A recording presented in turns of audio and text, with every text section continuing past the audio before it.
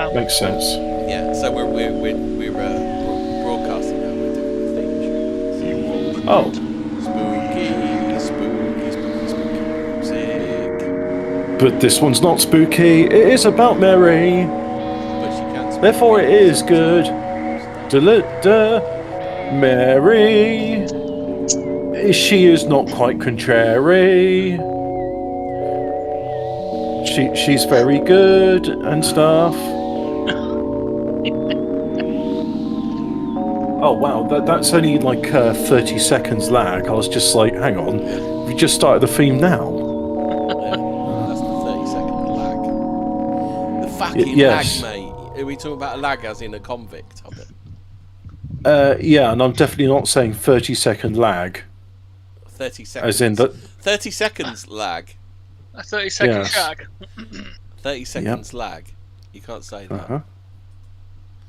Hold on. I've got a live thing of the eclipse, but I've got to say. Who's using Chrome? I'm using Chrome. I used Chrome last time, and I'll be using Chrome again. I use Brave, but that counts as Chrome. Right, starting up. Right, so let's do this. Let's do it. Let's get it showing first. Window capture. That's that one. Is it working? Oh, it's working. That's a fucking surprise. Right, let's. I've got some live footage of the eclipse last night. Once I've this is I obviously sorted all this out before we started. Yeah.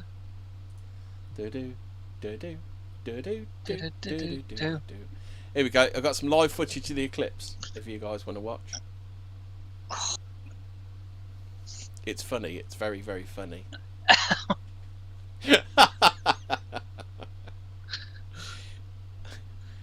Did you find that? Oh, that guy's head is like.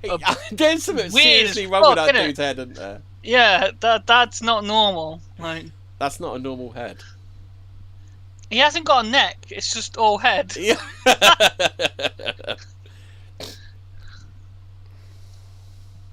Maybe if he goes and I don't know, procreates with that woman with that really long neck, they'll equal out or something. I don't know.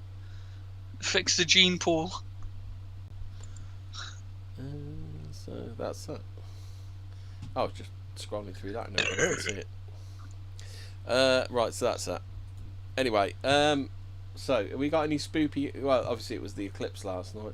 Not as good as you know when you've seen one eclipse, you've seen them all, haven't you? Yeah. Oh, we do actually. Yeah, we do actually. We have the Mandela reverse effect. Ooh. Have you heard about this? I only came to my attention this week. Well, they turned it off months ago. It's only a short reprieve, though, isn't it? Well, we don't know what's going to happen, but I can confirm the laughing cow definitely no longer has a nose ring anymore. I've never understood that. I'm sure there was a cartoon bull on TV that used to have udders, and I was like, why is that cow got udders? No, I swear, a few months before CERN got shut down, like that cow had a nose ring. That cow did have a nose ring. So what the fuck's going on? I don't know. Yeah, Bob Dylan's alive again. You know. Bob Dylan is a man who should have been shot in the 60s. Was he dead at any point? Because I don't know that. Yeah, supposedly he was dead. Yeah. I never knew that. He's supposedly dead before the show. Well, I'm obviously from the wrong timeline. No. You would have been. Well, it depends. Like, the sun's also now yellow again, supposedly. Oh, what colour was it, briefly? White. Oh, okay then. It was a white glow, right? Supposedly. Oh, okay then. It's now yellowy again. So yeah, I don't know. So normal service has resumed. Maybe. The Fruit of the Loom thing's back. Yeah. The cornucopia, Hobbit's favourite. Yeah, the cornucopia. Yeah, that one. Hobbit's never been the same. I haven't checked out if your kidneys are back to where they should be yet, but I might actually have to have a look at it up. So let's look at some human anatomy. Human anatomy charts. Let's have a look, because I too want to know, where are the kidneys. Well, that shows muscular culture. It doesn't show organs. Skeletal system. Oh, they're back. I found them. They're back. Are they? Are they back where they should be? Here you go. They're not. Put it on the screen. They're all the way there, but there you go. There you go. I'll just put it in the chat so you can have a look at it as well. Let's have a look at organ diagram. Let's see They're if I still can on find. the rib cage, no? No, they're not, because they're just above the hips. No, you're right. No, yeah, you're all right. Yes, correct. So the kidneys, the kidneys are back, kind baby. of are. Yeah, that's definitely the above the pelvis. Yeah. Yeah. I'm looking at a chart here, and it still shows them above the lungs and sort of nestled above the intestines. And Well, like, I found really? one, if you look at the screen or the thing I just put. NHI, National Institute for Diabetes and Digestive Kidney Diseases. You know what? The diabetes people know where they belong. It's been more than 15 years since I last looked at some anatomy charts, so I don't fucking know anymore. But that was the whole thing, wasn't it? No, right up in your guts where's your last kidneys? time, weren't they? Yeah. Last time they were telling us you're inside your rib cage. The kidneys are back, baby. Yeah, well, I was looking at a chart, and they showed them just underneath them. Yeah, I mean, this... Okay, so this diagram you got here, it's not showing it relative to the other organs. So there are things like, you know how the London Underground map is not an accurate map. It's back in your body. It's a diagram map. Goodness. Yeah, maybe all those people who had like their kidney stolen will have been returned as well. I don't know. Imagine that. You're a kidney thief. You've been digging around up in people's fucking guts. Yeah. To try and find the kidneys. And then it probably doesn't matter. I mean, you know, if you're doing radiology and you sort of scan like just under the person's lungs and go, that's the liver, that's the stomach. Oh, well, in that case, I'll look lower. Oh, yeah, the kidneys are below the liver and the stomach. That's where they are. You know, it doesn't really matter. I mean, these diagrams, like, they're not that. Well, it did, because at the time it was funny. Your two reactions was like of absolute fucking horror. I just looked at it and I thought, well, this isn't helpful. Feast on my body horror kidneys. I've never seen some conspiracy theorists ever like bulk or something. Yeah. Oh yeah. No, it can't be. I still can't find. I've got one Fruit of the Loom shirt, and I don't know where it is, and I still can't find it. I used to have loads of Fruit of the Loom stuff back in the game. I used to wear Fruit of the Loom sweatshirts all the time. What was the other one? Do you mean a pullover? No, sweatshirt's different, and it's made of like jogging pants type material.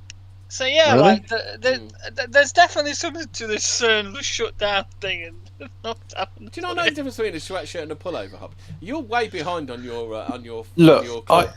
clothing nomenclature, aren't you? I got to say, like all the different terms for garments, they all just.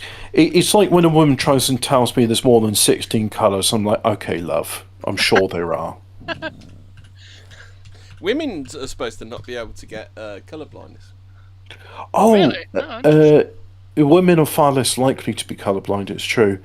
They're also their peripheral vision is not as acute as men's. Men are more motion sensitive. Women are more colour sensitive. Interesting thing. Exactly. How I'm meant to dodge those flying fucking. So here you go, Hobbit. So appliances. Sweatshirts. For those that don't know about sweatshirts, a sweatshirt is a long-sleeved pullover garment, typically made of thick cotton or cotton blend fleece. Designed pullover style garment. Yeah.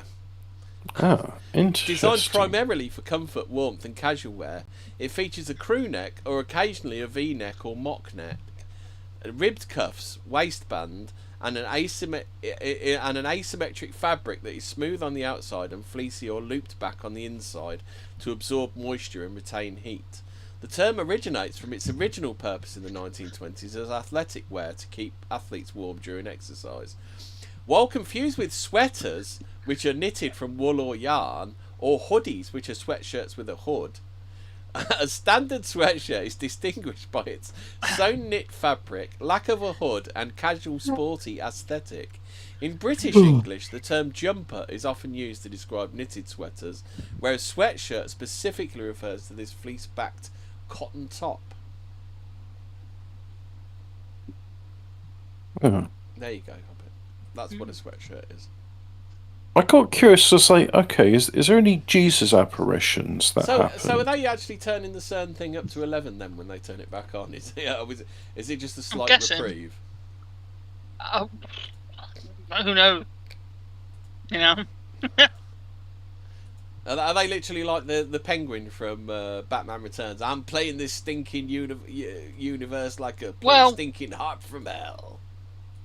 Maybe, I don't know, Satan's got his fat ass stuck in the portal and he couldn't get through or something. Like, I don't know, Yeah, this is going to be like that time English got out the wrong side of bed.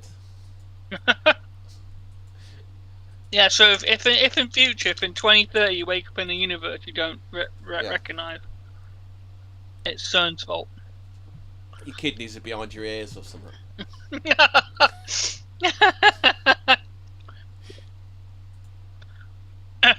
Where are my kidneys today? Yeah, where are my kidneys this week? Play a weekly game. Where are my kidneys today? Oh, as long as they do the job, who cares? Yeah. I can't be bothered anymore. I mean, as long as it all works, more or less, then I'm happy. As long as it does most of its job, that's fine.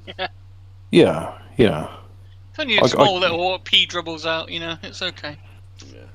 Well, you know, if it hurts to pee, then go and see a doctor, because that's something a doctor needs to know. Yeah. Oh, I'm sure my mouse cursor was a different one to that. Never mind. I'm trying to figure out. How fucking with your mouse cursor now, Bobby? No, I'm just looking at the different themes that I can have in Cinnamon Desktop is my thingy environment. Quite like the look of that one. Right, so are we going to talk about these here Marian apparitions? Well, I thought we could carry on talking about the story from last time, but just briefly, I was like, in addition to this, like, when I and others say the Eucharist is where you get to witness a miracle, and it's performed thousands of places up and down the country every single day, people occasionally they stop believing this, and occasionally God sort of reminds us that this stuff happens. So I've got this website here, Catholic World Mission, 10 amazing Eucharistic miracles. And so just for those not aware, there are times when the Eucharist, which is the body of Christ, starts bleeding, and those samples then get forensically analysed by independent parties, which are not told what the material is. They're just told to analyse it. Eucharistic miracles have occurred throughout the history of Catholicism. A Eucharistic miracle involves the body and blood of the Eucharist taking on biological qualities of Christ's blood, flesh, or both. These extraordinary events have helped people see the spiritual reality of God's hand behind the physical world, reminding Catholics even today there is more to our existence than we can understand with our five senses alone. In this article, you can discover 10 of the most famous Eucharistic miracles recorded throughout history. Now, the most recent saint, unless they've canonised Fulton Sheen, is Carlo Acutis, and he did a website about Eucharistic miracles. So anyway, Lanciano in Italy, which was the 8th century. Yep, circa 750 AD. The miracle of Lanciano involved a priest who experienced doubts concerning Jesus' actual presence in the Eucharist. As he was leading Mass, he began to recite the words of consecration found in 1 Corinthians 11:23-25. I don't know them. As he said, "This is my body, and this is my blood." Oh, okay, I do know them. Yeah. He witnessed the wine and bread. Yeah. It's kind of important, that passage. It's... You know, it's like if I was going to do like a Bible revision test, that's the one I'd be like, oh yeah, highlight that one. He witnessed the wine and bread turn into real human blood and flesh. The blood then coagulated into 5 globules, which represent the 5 wounds of Christ. Word spread rapidly of this miracle, and the flesh and blood remain preserved to this day. You can visit them in Lanciano's Church of San Francisco. I think that's the one which Pope Leo handled recently.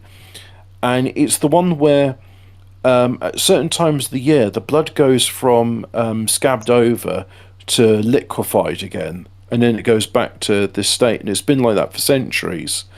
Which again is just something people just let's ignore that, just let's ignore this actual miracle. So anyway, coming on next is Bolsena Oliveto, Italy. A lot of these happen in Italy because a lot of the time the Italians kind of forget that, hey, look, God's real, and the Italians like, I know, but specifically the Italians, huh? I know I care, and then like God's like, you really should care. I know I care. I go sin now. So anyway, God reminds them again 500 years on, and this is 1236 AD. The miracle of Bolsena Oliveto appeared to a priest who doubted the doctrine of transubstantiation. It's like, well, hang on, buddy, have you not seen the presence of Loreto?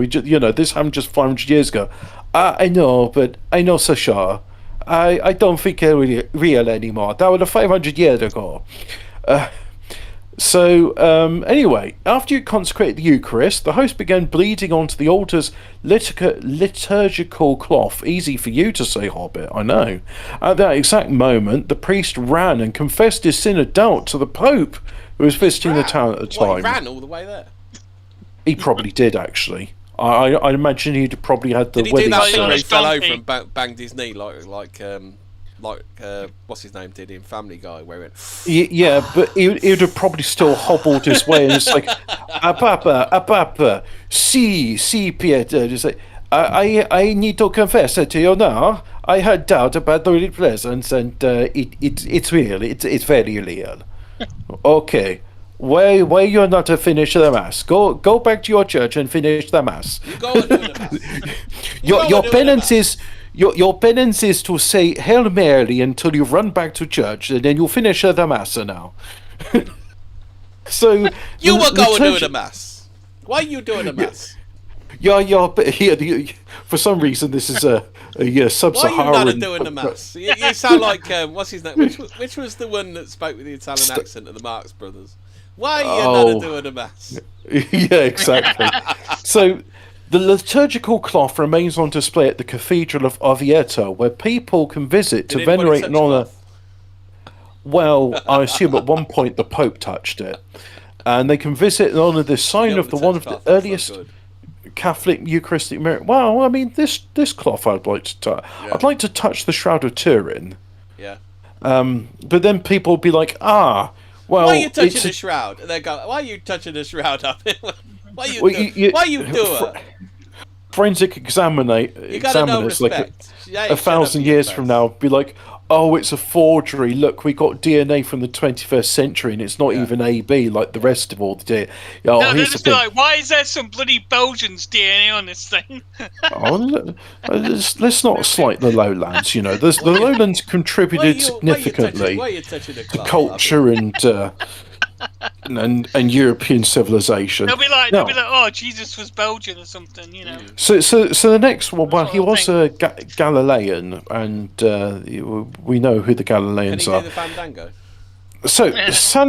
So next one, this is in Italy. It's Santarém, Portugal, and there was a woman in Santarém. I thought we were doing Our Lady apparitions. Well, I thought that there's only 10 of these, so we get through them quickly, right? Hobbit, we did half of one Marian apparition last week. Yeah. All right. So suffice to say, I'll read the titles. I won't go into the details. Santarém, Portugal, 13th century. And it weren't Amsterdam, even the big one we did last week. Amsterdam, Holland, 1345. Siena, Italy, 1730. Again, the Italians, they need a lot of reminding that it really is real. Then you got Betania in Venezuela in 1991. Someplace in India in 2001. Yeah. Tlaxcala in Mexico, 2006. Legnica in Poland, 2013. What, they stole someone's leg? Yeah, well, it's the place where stolen legs end up in Poland in 2013. And I think there's I will say something here, though, which this is a common theme in the Shroud of Turin and other Eucharistic miracles. It was Christmas Day when Monsignor Zbigniew Krzyzewski picked up a consecrated host that had accidentally fallen to the floor. My betting. I'm not a betting man, but I would bet that Jesus' next move is going to be on a bank holiday. I mean, all the others were, weren't they? Yes. He placed it in water to dissolve. Suddenly, Did he do the 30-second rule? Well, he placed it in water to dissolve. Suddenly, a reddish colour appeared on the consecrated host. Oh. Testing ensured, with the results finding that the host contained striated tissue from a human heart. Other findings also posit the tissue showed similar signs as those seen in tissue after agony of death, and it's AB blood. It's always AB blood. Yeah, Jesus had AB blood. Okay. Well, we know this because there's blood on the Shroud of Turin. That's 2,000 years old. So that's the Eucharistic miracles. Now, Our Lady of Lourdes. Do you remember from last week where she was she was saying to Mary, like, look. Oh, last week's episode. So on last week's episode, there was this uncouth shepherdess from Luce, and Mary appeared to her and was like, look, I appreciate the bollocks on that ram are massive, but we're trying to educate you into saying prayers here. That's Mother Mary over there. Yeah. So what was her name? Bettonite Clay or something like that? I was going to call her Benoit or something because it was one of those unusual French names which I'd not seen before. I do struggle with those French names. Oh yeah, that's it. So it got to the point where Mary's told her to go to this tiny little chapel. I always have struggled with Greek names, George. I struggle with English names as well, to be honest. Now, I swear I actually get worse at pronouncing things as I get older, not better. I probably plateaued about 10 years ago. Now, last episode, we just got to the point where Mary pointed her to this little tiny hamlet of Luce, where there's this small chapel in there, very run-down thing, plaster walls peeling and all that. Mary stood there, and she's about to tell her something. So, oh, that's it. You're going to build a church here. That's what Mary says to her. And she says, build a church, exclaimed. But there's already one here. What are you talking about? Well, no, it's chapel.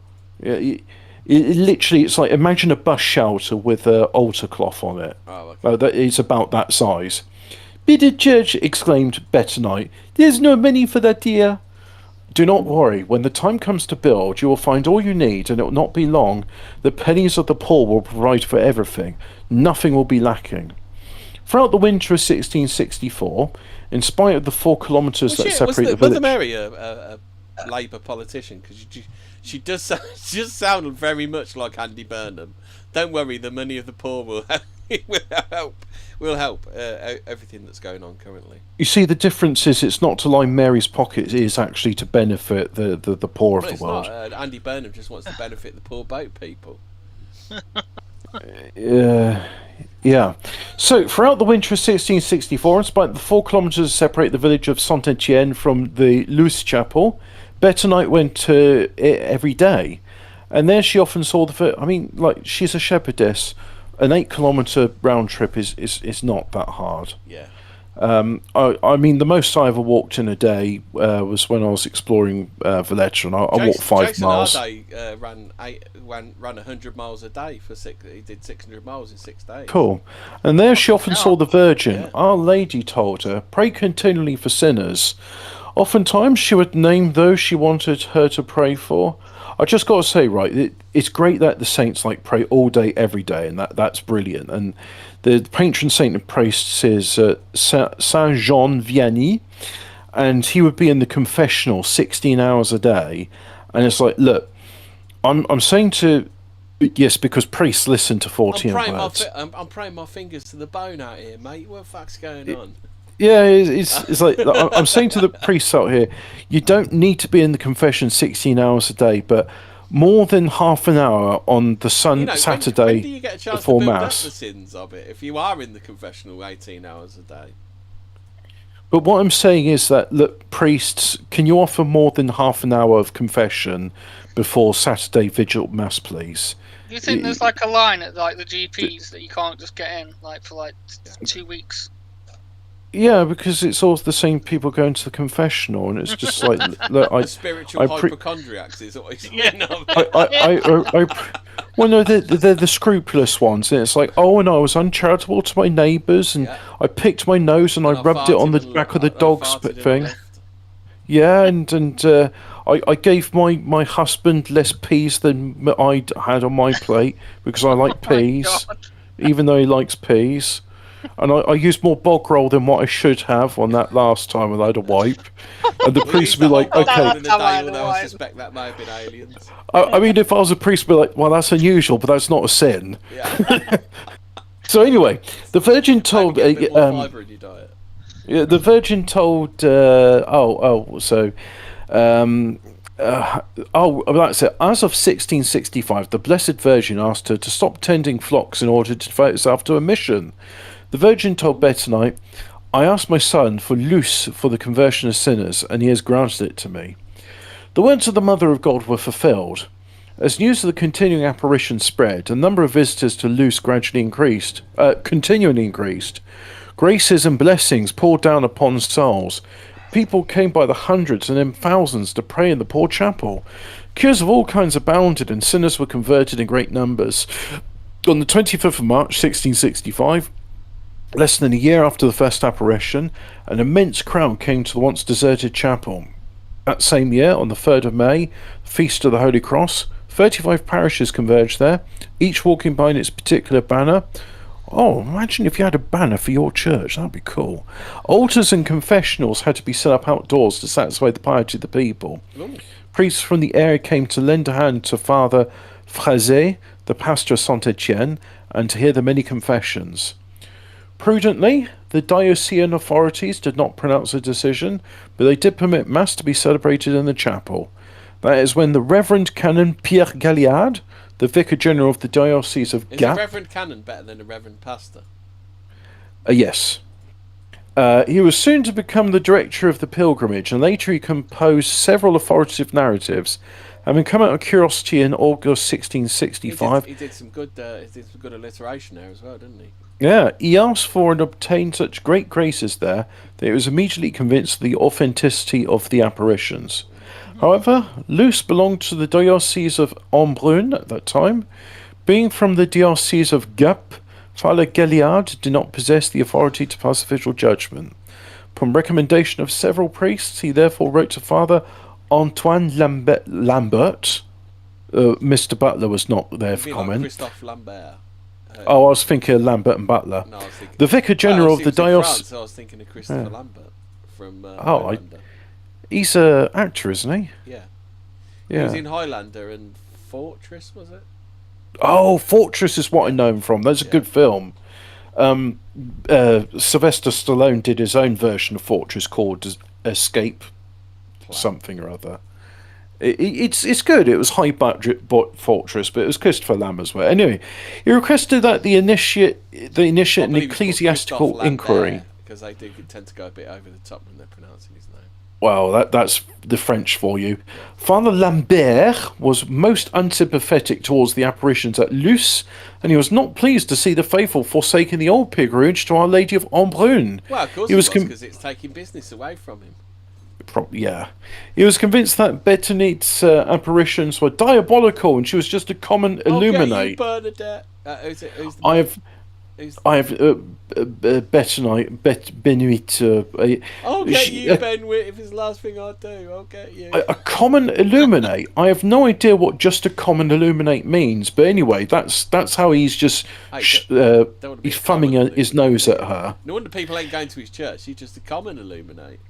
Yeah, so on the 14th of September 1665, he came to Luce in the company of several eminent priests, equally unsympathetic to the events at Luce, hoping to put an end to this sorcery, quotations, to prove Benoit guilty of a hoax and to shut down the chapel. When the poor shepherd girl... is on the buses, he's doing, I'll get you, I'll prove it's not real. When the poor shepherd girl heard they had arrived, she was so afraid she wanted to leave, but the Mother of God reassured her, "No, my daughter, you must not run away. You must remain, for you must do justice to churchmen. They will question you one by one and try to catch you with your own words, but don't be afraid. Tell the Vicar General that he can very well make God come down from heaven by the power he received when he became a priest, but he has no commands to give to the Mother of God." Oh. Oh. When the Vicar General reached Luce, he entered the chapel to pray for a moment, and then he summoned the shepherd girl. Should we call him Backed Blake by his... for the purposes of this episode? Yeah, backed by his colleagues. Do you want to read all of his bits then? I don't know. Where is it? If not, I'll do it. I can. That's my Blakey. Is that will that do for Blakey? Yeah, that's it. Oh, okay, you butler. That's it. Backed by his colleagues, he questioned Benoit haughtily. Can you imagine Blakey being haughty? Yeah, he was a bit haughty, wasn't he? Yeah, I'm better than you, butler. Yeah, especially when he was giving him like a shit job or something. He was a bit haughty then, wasn't he? Haughty. Yeah. Here's this mop bucket. You know what to do with it. You're trying to trap her and make her contradict herself. She remained unruffled and answered him with a simplicity and calm assurance. Her words were clear and surprisingly affirmative. Don't think I've come here to... Oh, hang on. Wait a minute. Who's this saying this? That's the bird, Oh, don't think I've come here to authorise your visions and illusions and all that strange things that have been said about you in this place, said the Vicar General severely. Yeah. It is my conviction, as it is of everyone with any common sense, that your visions are false. Consequently, I'm going to close down this chapel and prohibit the devotion. I'll get you, butler. It was the last As for you, I'll get you, butler. You have only to go back home. Following the Blessed Virgin's inspiration, the shepherd girl answered him, Sire, although you command God each morning and make him come down here by the altar, by your prayer who you received when you became a priest, you have no commands to give to his holy mother, who does as she pleases here. Impressed by these words, the Vicar General replied, Well, if what people are saying is true, then pray to her to show me the truth by a sign or miracle, and I will do all I can to accomplish her will. But once again, be careful that these not be illusions and effects of your imagination to delude the people. This is where that bird grabbed him by the lapels and said, She ain't your fucking dancing monkey, mate. I will punish you severely to undeceive those who believe you. You'll be expelled from the church. I will stamp out abuses with every means in my power. Can't you do a Stoke accent? Because this sounds like Niall now. I'm actually thinking of who's the Principal McVicar in Beavis and Butthead. Benoit, you're expelled. You're not allowed to pray here anymore. Benoit, stop praying. So, Benoit thanked him humbly and promised to pray according to his intentions.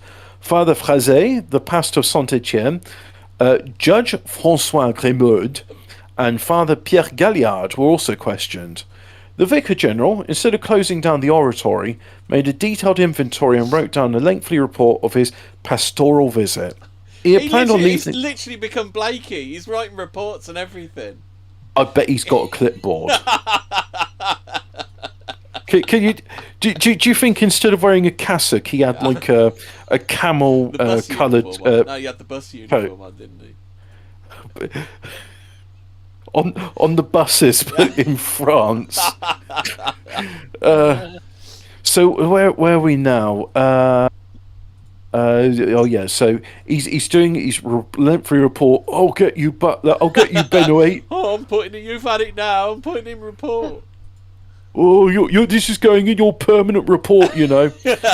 He had planned on leaving that evening. Well, I think I've got all the evidence I need here.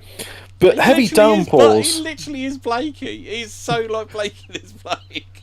But heavy downpours obliged him to remain for 2 more days. Oh, I can't believe this storm. This is a rubbish place to be stuck up for. The Blessed Virgin had arranged it thus, so that he would witness a striking miracle. A well-known woman of the area by the name of Catherine Vial had been suffering for the past 6 years. Insinuation of saying she's a well-known woman. Are we talking carnal knowledge, are we? Wow, look, there's nothing wrong implied here. But anyway, Catherine Vial had been suffering for the past 6 years from the contraction of the nerves in her legs. They never both suffer with piles, do they? No. Well... No. Do you know what? I need to do a brief... Hideously deformed bum grapes. They never have anything like that. I need to do patron saint of hemorrhoids. Let's see if that exists. Oh my God. Let's see. Yeah, Saint Fiacre. Yeah. No way. Fiacre had a reputation for healing hemorrhoids, which were denominated Saint Fiacre. I stand corrected. Saint Fiacre's figs. How do you spell this guy? So I assume she's a woman because for some reason that looks like a. Oh, he was a 7th century Irish monk. Oh, okay. Yeah. Oh, so that's not an. I don't think there are many female saints, are there? What about Saint Mary? She's like the greatest saint of them all. I said Saint there Joan aren't of that Arc. many. There's about Anyway, 4 or something. That's Mother Saint Teresa, Mary, Joan of Arc, and someone else. No doubt. Saint Dymphna, Saint Bridget, Saint Bernadette, Saint Therese of Lyon. There's most of the saints are women. Yeah. Now, as he's Irish, how would you say Fiacre? I don't know. I do struggle with those Irish names. Fiacre. Well, Saint Fiacre is also a colloquial term for hemorrhoids. Is he Saint Fiacre as a plank? Well, is a thingy term for it is Fiacre's figs. So imagine like being known as the saint of fucking hemorrhoids. I never heard Nobby's Piles ever to that one. Nobby's Piles missed out on that one. Maybe you ought to give Viz a quick letter. Oh, he emigrated from Ireland, France, so maybe he is Fiacre. Yeah. Anyway, look, so we're not talking. You can cure your hemorrhoids. We're not talking about the patron saint hemorrhoids. Blakey and Butler. Well, yes. I may need to inquire of this saint's knowledge.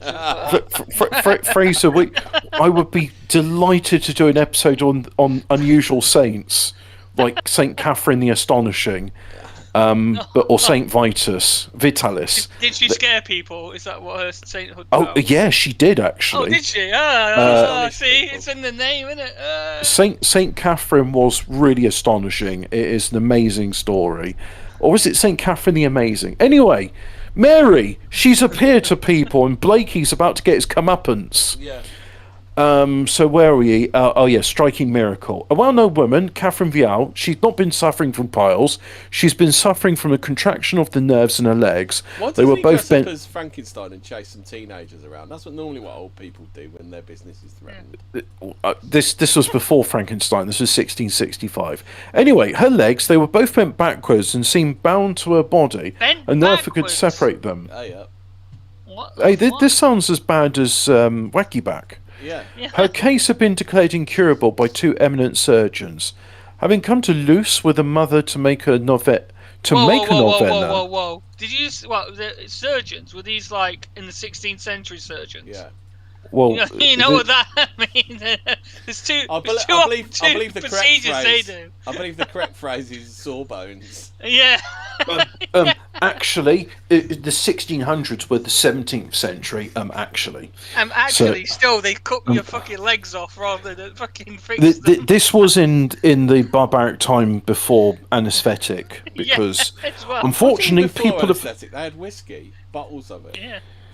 Unfortunately, they had forgotten the. And this was probably also before they washed their hands. Fucking. Yeah, because pasteurization and aseptic theory. Dr.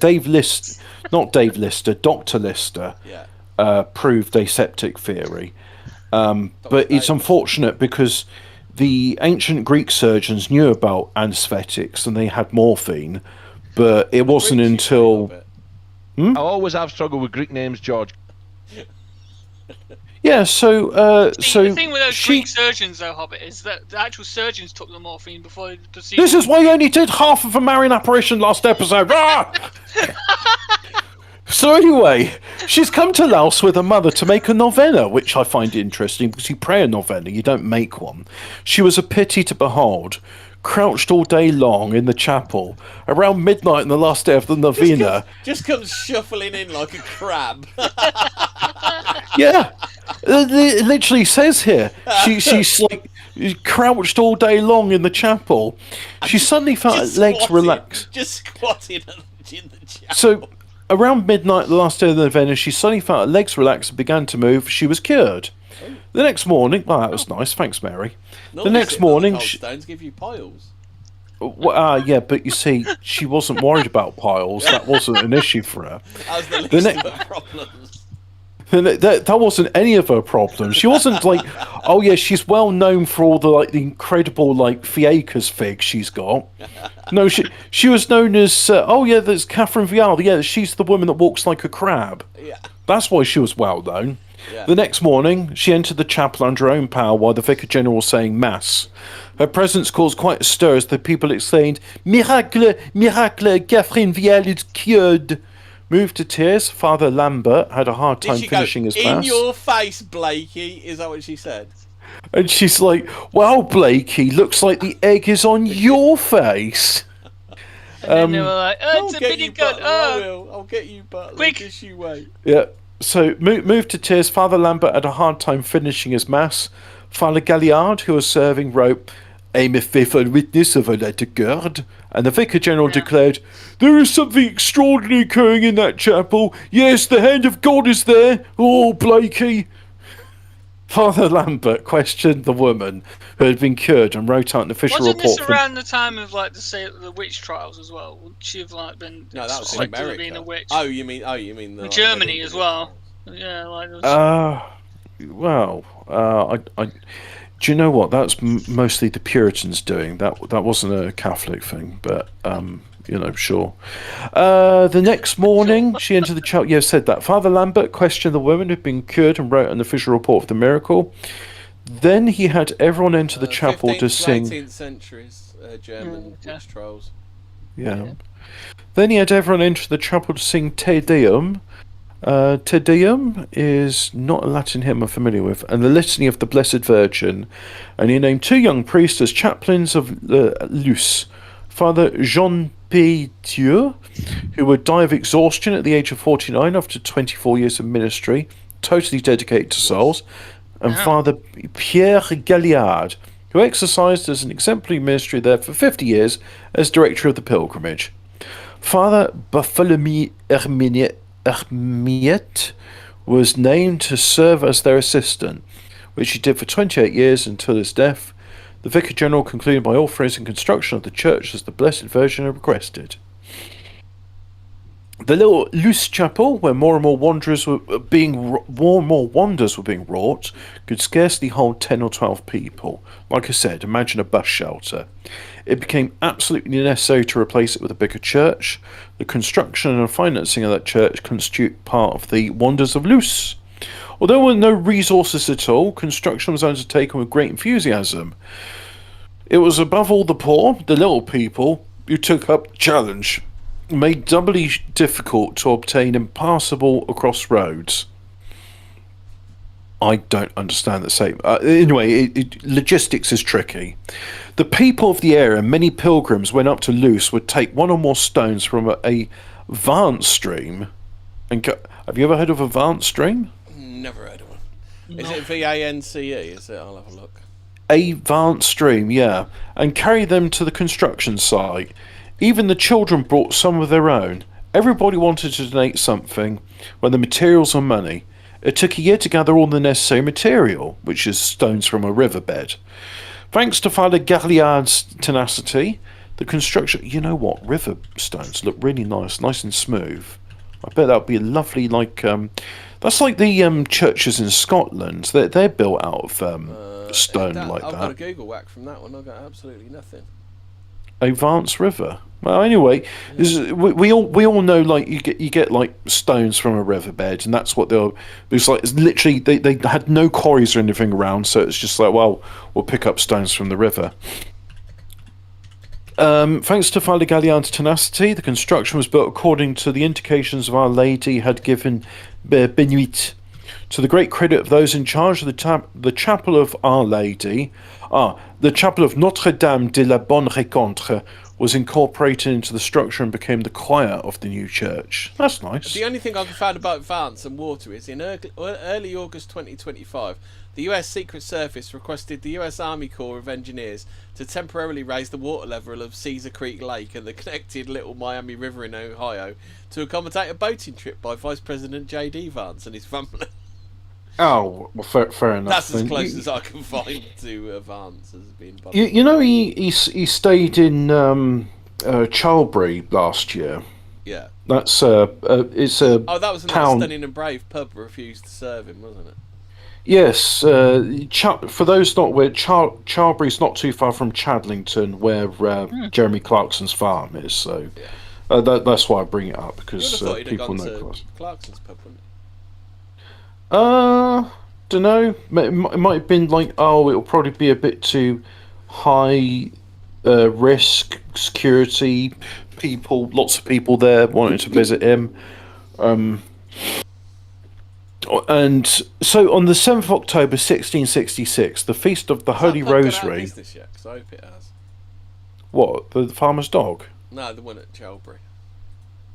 Oh, well, it's not doing as good a business as the farmer's dog. Yeah. So the Feast of the Holy Rosary, it's if you want to know, the woman who owns the pub, her father's loaded, so it doesn't matter if it loses money because it's only Daddy's money anyway. The Feast of the Holy Rosary, Father Galliard laid at the first stone. So, like all lefties, she was really putting her own neck on the line there. Yeah. Well, it must be nice to use other people's money. So she goes tits up. She can just sack some paws, can't she? Yeah, well, fuck 'em, basically. Yeah. Father Galliard laid the first stone of the building, and the Dominican fathers from the Gap presided over a long procession of pilgrims. It was on that occasion that Benuit became a Dominican tertiary. Wow, she's not a secondary or primary, she's a tertiary. Oh, from then on, she wore... Tertiary. I don't even know what Dominican tertiary means, but I remember tertiary is in regards to business, like tertiary is like the lowest level, isn't it? Oh, so in other words, they're like she's an associate of the Dominicans. Yeah. From then on, she wore the tertiary veil and cape, and people began calling her Sister Benuit. Father Galliard directed the construction work. Benuit saw to everything and motivated the workers. She prepared their meals, prayed with them, and spoke words of salvation to them on occasion, sometimes adding a useful word of advice to avoid accidents. As a result if of you're this... talking about tertiary labour, it refers to employment within the tertiary sector or service sector. So no, like it's retail. not that. Yeah, I know it's not that, but like tertiary means like the bottom level. I just thought it means like the third. So in this case of industry, primary industry is resource extraction, like farming or mining or fishing. And then you have secondary is that, and then tertiary is auxiliary services like accounting, janitors. Well, not necessarily. Like, I mean, catering. That's not parasite, is it? It's like that everyone needs to eat, and that's a tertiary industry. Really? And also, I mean, probably accounting could be argued as that it's the prostitutes and the journalists and the lawyers that are the parasites. And the actors, yeah. The actors. I would say those are the what's after tertiary. The Quartering? way Romans treated actors. Because that's what we really need to get back to, don't we? You mean the way Harvey Weinstein treated actors? Not quite like that, but I mean like the Romans treated actors where they thought they were scum of the earth. Well, it was understood back then that actors were just famous prostitutes that could act well. They lie for a living, don't they? Lying. Yeah, it's lying. Well, the thing is, every prostitute is an actor. Yeah. They pretend to love you in exchange for money. Yeah. Mm-hmm. So this is something that's not changed since time immemorial, and it's the oldest profession. But anyway, what does Benuit have to say about prostitutes? Let's read on. Yeah. So she's giving construction advice and doing health and safety. Blakey back in his box now, then, is he? Well, Blakey's buggered off now because tail tucked between his legs. So where are we? I keep losing my place here. From then on, she wore the tertiary veil and cape. Yeah, she prepared meals, construction. Throughout the entire... Oh, here we go. as a result of her supervision, throughout the entire duration of the construction, not a single blasphemy was heard and no accidents occurred. So, you know, builders, they like swearing. Within 4 years, well, I mean, you hit your thumb with a hammer. I mean, I think it's appropriate to say fuck. But I thought she was uncouth. Well, yeah, but Mary told her, like, look, don't refer to how big the ram's bollocks are. Everyone will concede it. You got to calm it down with the effing and jeffing. Do you think that's what Mary said to her? But Mary was just like, look, we're all very excited to see the ram fuck that you. Yeah. But we just don't bring attention to it, okay? It's not that exciting. Yeah. But look at the size of his bollocks. Yes, they are. Birds do it, bees do it, even educated fleas do it. Ewes do it, rams do it, Benoit looking at the sheep doing it. Mary told her, just calm it down. So anyway, not a single blasphemy was uttered. Benoit was never heard to say, God, look at the size of the bollocks on that ram. Yeah. Isn't it funny that a male cow is called a bullock? I wonder if that's any relation to bollock. Because I'm pretty sure, like, a male chicken being called a cock is, you know, for... Cockerel. Yeah.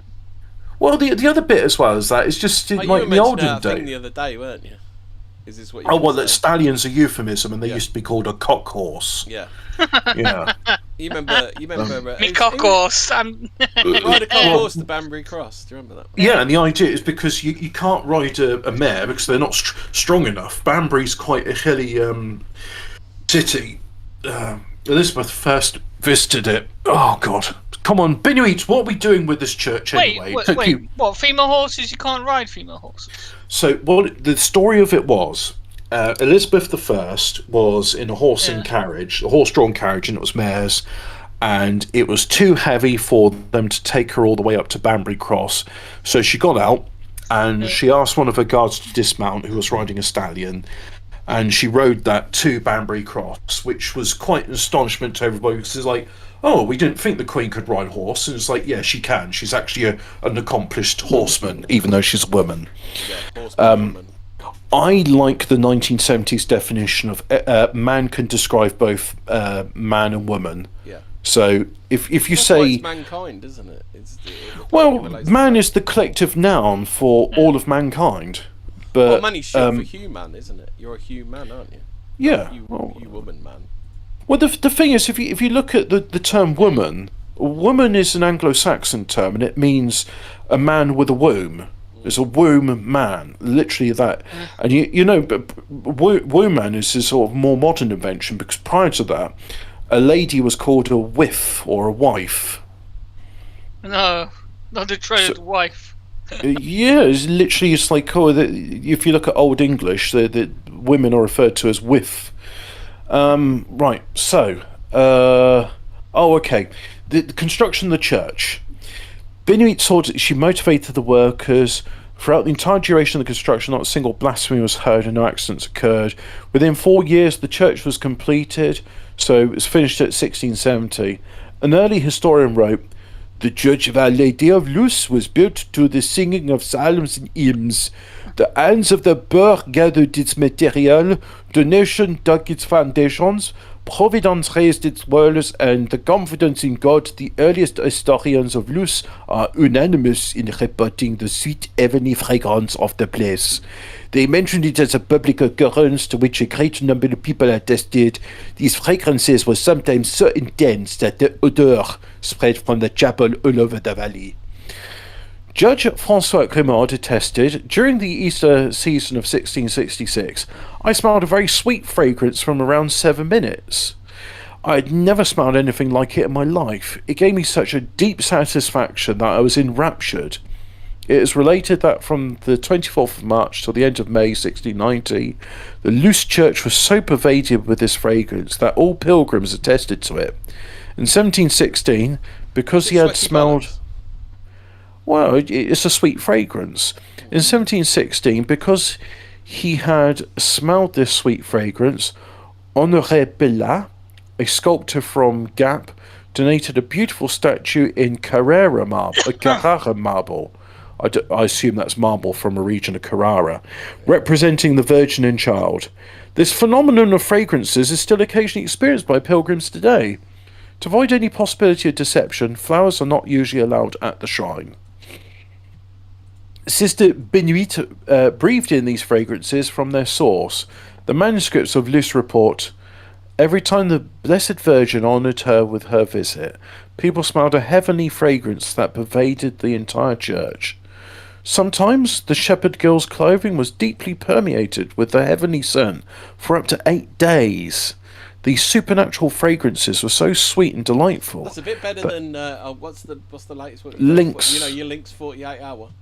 Yeah, that's it. These supernatural fragrances are so sweet and delightful that they lifted up the soul and surpassed all other fragrances on earth. Whenever Benuit returned from being with her good mother, Definitely her Lynx face, Apollo. yeah, her face would seem to be ablaze, like that of Moses coming down from the Sinai. What, She would kneel, recite the litany of the Blessed Virgin, and the rest of the day she would be unable to eat. One day in the winter of 1665, Benuit was advised by the Virgin Mary to invite those with illnesses to apply oil to their afflicted members. Hold on a bit. To their Yes. afflicted members. Rub oil into it until it's better. Yeah. Our lady said to her that if they take oil from the lamp of the chapel and apply it to themselves, they will have recourse to her intercession and have faith. They will be healed. That God has given her this place for the conversion of sinners. The oil from the sanctuary. That joke, isn't it? The priest is talking to the little boy. He says, "What you got there?" He said, "Holy water, my child. If I rub this on a woman's belly, she'll pass a baby." And the priest says to the little lad, "What you got there?" He said, "It's Vicks. If you rub it on a cat's arsehole, it'll pass a motorbike." Oh, yes. For those not familiar with it, Vicks menthol rub is a It's not Vaseline. something you want to be rubbing in the wrong place. It's Vaseline and concentrated menthol essential oil. Yeah. And therefore it will burn. So, do you know, I used to do dissection, and we get these offcuts from the abattoir. So like the equine studies lot, which was in the class next to ours, they would, so we'd have sheep entrails which we'd cut open and have a look at, and they'd have a look at horse entrails, and we were always given the offer of like, oh, here's some Vicks vapor rub you can shove into your nostrils, and I was like, great, now I can have a mustache that's on fire. Everything stinks of menthol, and it still smells like rotting disease and decay. And I just toughed it out, just like, nah, thanks. In fact, one lesson said, if you'd rather, instead of organs, because I was happy to do it with the kidneys, but then when they asked us to do a dissection of that, just like, can I use the model instead? And it's like, yeah. So I just used the plastic model of an eye. I once had occasion to be in a NHS hospital that was being demolished, and I was in the bloods department, and they hadn't cleaned down everything properly, so everything smelt of rotten blood. Oh, grim. Oh, Yeah, that must have been nice. that sure was a treat. Yeah. That's one of those things that stays with you. It's Yeah. like, whenever, 1665, she was advised by the Virgin Mary to invite those illnesses.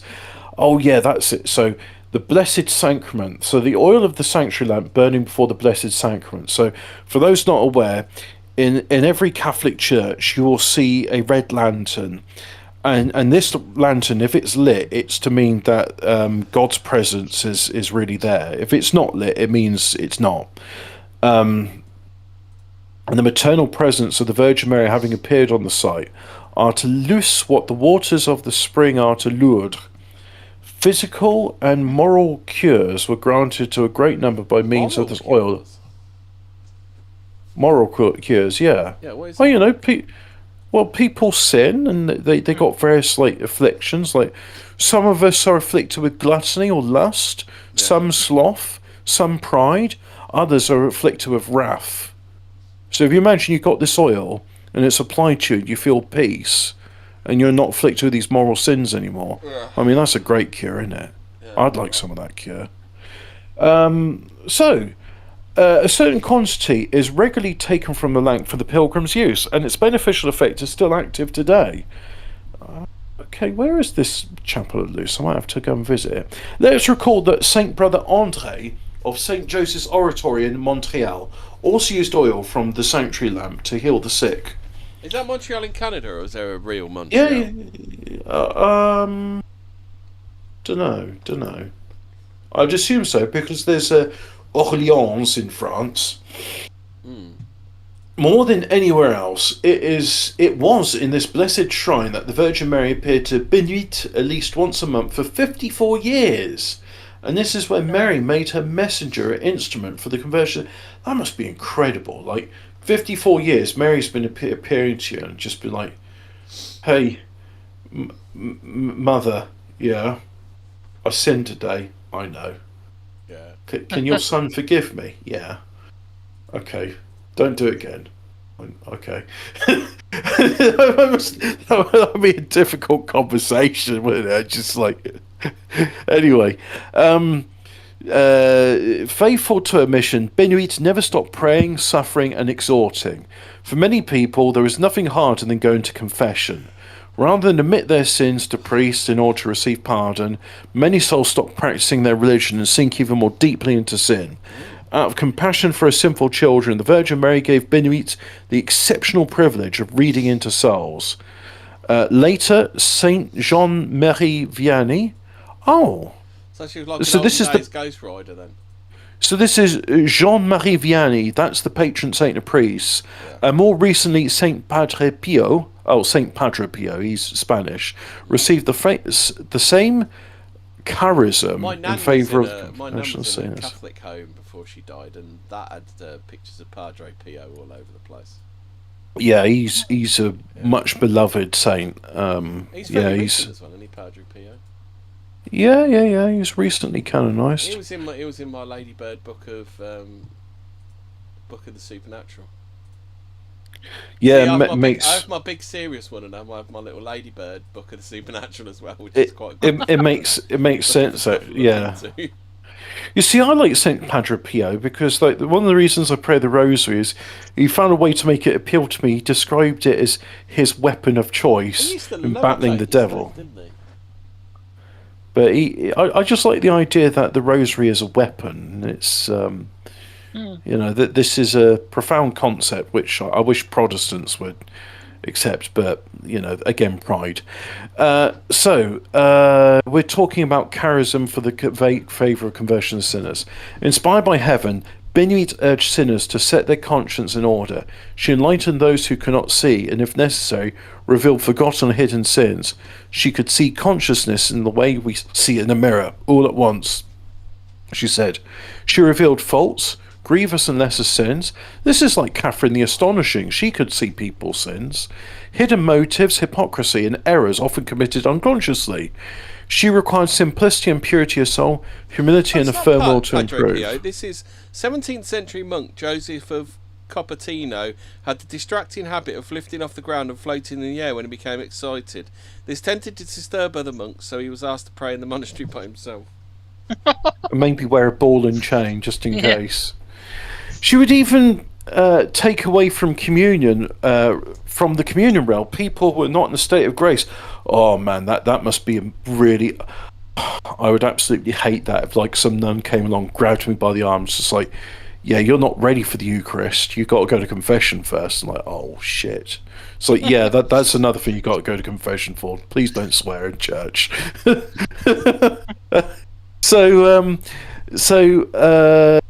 all right. So where were we? Benoît often had to make painful observations and say things that were not easy to hear, but she was so kind and compassionate that people were generally very grateful to her. After speaking with her, they were resolved to purify every aspect of their consciences in order to amend their lives. Her hardest task was to reprimand or warn certain souls at Our Lady's behest. When she would put off this duty, the Blessed Virgin would defer a visit. It was not that the saintly seer was defying Our Lady in pride, but that she was so humble and simple in that humility that she considered herself unworthy of the task. One day a priest asked, why she acted as she did. The Mother of God commands me to do it in such a mad manner that I don't believe she absolutely wants it. And when I fail, my good mother corrects me without getting angry. So because of the shame I feel on admonishing others, I often wait for a second command, and then I obey. If it were only a question of sinners, but she also had to guide their confessors. To priests, she revealed their indiscretion, the lack of prudence in the manner of questioning penitence, people that are looking for penance, the neglectful behaviour of the grudges. Concerning a religious brother who's always on the move, she said, "Let him stay where he is. This is where he'll work out his salvation, but you must be faithful to grace." She would see priests at the altar shining with light or tarnished according to the state of their conscience, and she would warn the latter. A young priest from Embrun, she said, "You cannot be in that chapel without trembling if your conscience is not clear." The Blessed Virgin, for her part, did not condone any failings in her messenger. She counselled her? Consoled her? Consoled. That's it. Although it's written slightly funnily here. It looks like counselled. She counselled her and corrected her. "Take heart, my daughter, have patience, do your duty cheerfully, bear no hatred towards the enemies of Luce. Do not be troubled and sick over it if people do not profit from your advice. Do not be disturbed by temptations, visible or invisible spirits, or temporal affairs. Strive never to forsake the presence of God, for if there's any faith, will not dare to offend him." We're coming to the end of this, guys, so it's not going to be much longer now. Where am I? The humble shepherd girl could not love Mary without having a deep love for Jesus. I found the Padre Pio story. Do you want a quick Padre Pio story? Oh, well, it's not Marian Apparitions, though. We'll finish this up soon. Well, maybe I was hoping you'd do the Our Lady of Fatima after this, because that's the big one, isn't it? That's going to be another two-parter, isn't it? Oh, I think we can get a good chunk of it now. So, yeah. So the enemies of Laos include some priests regard these occurrences about illness, phenomena related to epilepsy or hysteria, like Catherine the Astonishing. She certainly did have many others. The devil's rage could be felt increasingly all around her. What is more, Christ always marks the authenticity of his works with the seal of his cross. Canon Garliard states from 1664 to 1672, incredulity only made a few small waves, but during the next 20 years unspeakable contradictions arose, especially amongst the clergy, then infected with Jansenist venom. That's a heretical sect. I forget what Jansenist believes in. Father Lambert, Vicar General of the Diocese of Embrun, passed away after a few members of the Metropolitan chapter. Jainism is... I forget what Jansenism... Maybe they believe in double predestination like Calvinists. So anyway, what was this excommunication they've been threatened with? Oh, right. So... the Metropolitan chapter, who were prejudiced against Luce, took advantage of the authority they exercised in the interim to issue an interdict against the Holy Girl. They posted their document on the doors of the Cathedral of Embrun and threatened with excommunication any priest who celebrated Mass in the Luce chapel. They also posted a sign on church door at Luce forbidding public devotions on the site. The Blessed Virgin commanded Benoit, "Remove that paper, and let Mass be said as it was before." She was obeyed. They still, over the next 20 years, much hostility. She was kept under house arrest for 15 years, permitted only Sunday Mass. The devil even raised up visionaries to ape Benoit's devotions to the point of deceiving weak souls. Terrible thing. On one hand, she was tormented by demons in hell for the sake of conversion of sinners, but the other, she lived in familiarity with the angels.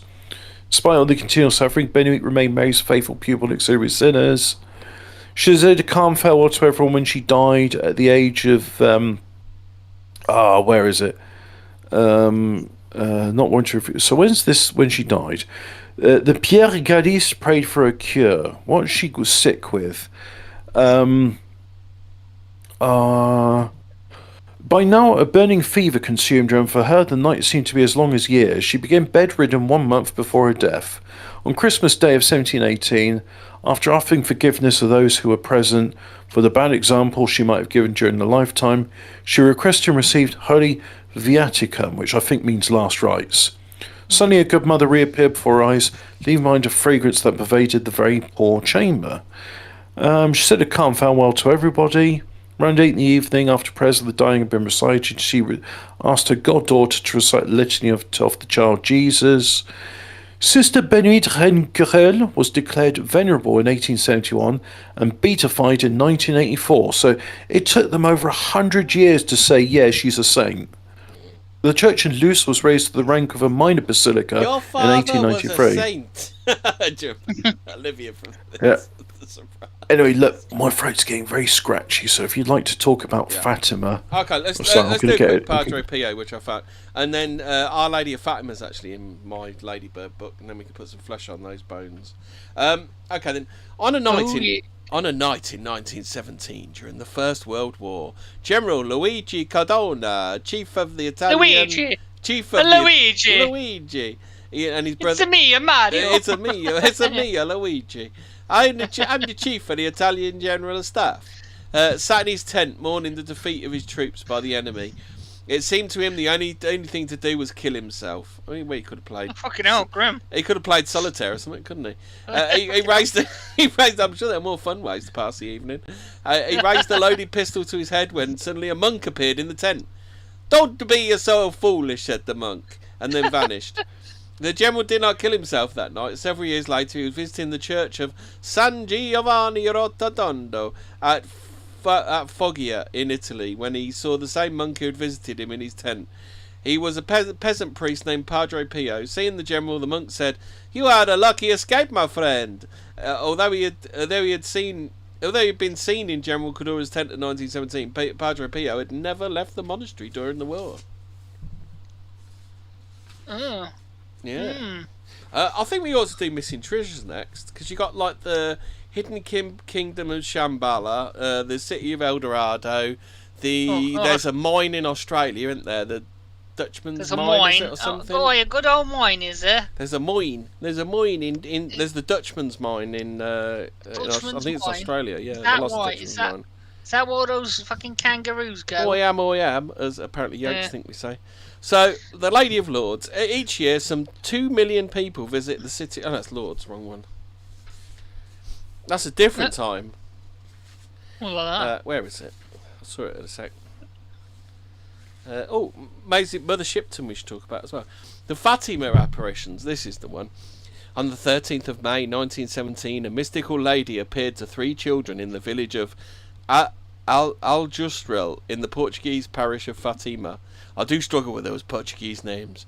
Lucia dos Santos and her cousins Francisco and Jacinta Marco were tending sheep in the Cova da Iria, the Dale of Saint Irene, on the outskirts. Another female Saint Fraser, on the outskirts of the village, when there was a sudden flash of lightning and a beautiful lady appeared. The children were not afraid, and they began to talk to her. She told them that she was from heaven and that she wanted them to visit the same spot until the 13th day of each month. On the 13th day of each month until October, when she would reveal an important message. The children had promised to say nothing of their meeting with the heavenly lady, but they were so excited by what they had seen that they related the vision to some of the villagers. 1 month later, on the 13th of June, several villagers followed the children up the hillside, and at noon the children were seen talking to someone at the top of the hill, but none of the assembled crowd could actually see who it was. A month later, the same thing happened, although this time some people claimed to have seen a white cloud enveloping the children. In August, the children could not go to meet their strange vision. They had been imprisoned by the local governor of the district, Artur de Oliveira Santos. But people who went to the hillside saw a sudden flash of light and a small white cloud hovering over the tree where the children had spoken to her. Eventually the children were released by the authorities, and 1 month later they returned to the hillside. This time many of the onlookers saw a shower of white petals from the sky.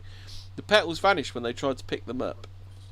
On the 13th of October, an estimated 70,000 people arrived to see the promised appearance of the lady, and later the children related to what they had heard occurred.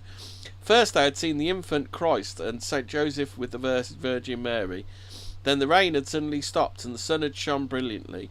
The sun began spinning rapidly and the rays of multicoloured light shot out in all directions. The sun then appeared to fall to the earth and many of the crowd sank to their knees, thinking that the end of the world had come. A chapel was built on the site of the hilltop, and since then many sick people claim to have been cured after visiting it. As a result, the children's vision, Our Lady of Fatima, became the patron saint of Portugal. Yep. So you go on then, Hobbit. What do you want to add to that? Oh wow! I was going to save it till right at the end, or I thought we could finish with a Hail Mary, because considering we're talking about the Holy Mother, well, you know, it's a prayer which would be very, very pertinent to all this stuff. Yeah. Oh yeah. So I've got a jug of water in the fridge, and I just had a pint of it. I've just had a big poo. I thought that's what you were going to say. No. I just had a pint of frigid water, and I'll tell you what, that resets a lot of things. It does. Feel better after that. It do. It certainly does that. It don't be like that, but it do. Good old Saint Fiacre. Yeah. With you can be praying to him tonight then, a bit, to clear up the old bum grapes. I tell you what. I tell you, you know, I've got my Catholic the Gathering cards. I'm going to see if I can find one of him. Yeah. Because he's going to be able able to go in the old shrine, doesn't he? Well, the thing is, I'm actually I'm giving away. Yeah. I'm giving away some of my prayer cards because my dad was asking me about Saint Dymphna. Yeah. And I haven't told him yet, but what? Dymphna. She was an Irish nun. Saint Dymphna of Yorkshire. Yeah, so she was an Irish nun who died in Belgium. We need to have Fred Dibner sainted. I think you have to be Catholic to be sainted. Doesn't he? He looks like a sort of guy who'd be Catholic. He looks like a Catholic sort of guy. He's very Victorian, so that means he was a proud Anglican. Okay. Yeah, but you know, he's very, very, very much a man who loved this country and understood that England only became so great because it was God's favoured child at one point. But yeah, let me see if I can find Saint Fiacre. Sorry, Lady of Fatima, carry on. I don't know. See, I just did the cliff notes on it. Oh, as the kids call it. Did you say the bit where like the sun dimmed and people were able to see it, and then it span and all kinds of rays shot out, and then it dipped, and then people thought that the world was ending?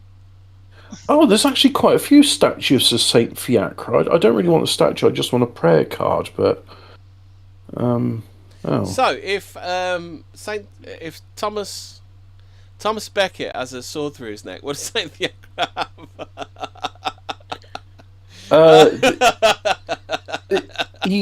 These statues, they show him as a monk, and he's holding a shovel. Oh. Is that how he puts your bum grapes back up, is it? Well, no, because you see, he was known for having a vegetable garden. Oh, okay. Yeah. So the piles then were a sidekick. I mean, I don't know why he's the patron saint of hemorrhoids, but he is. Yeah.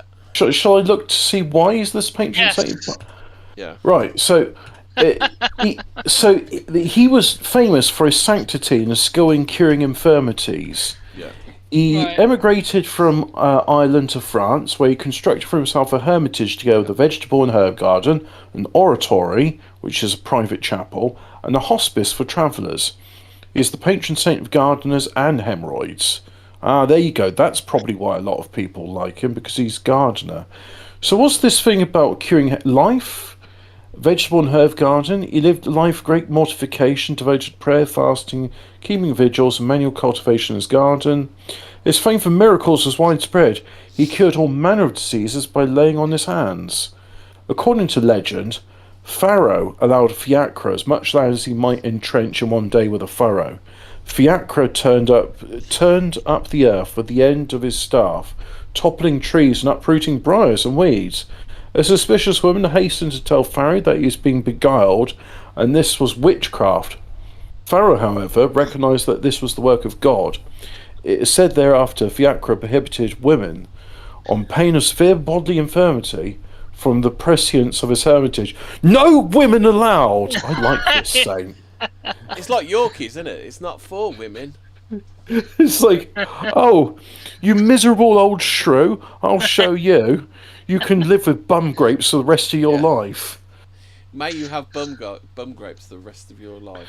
Beatrice's sister Syra, Syra, Syra came to join him in France and became a nun.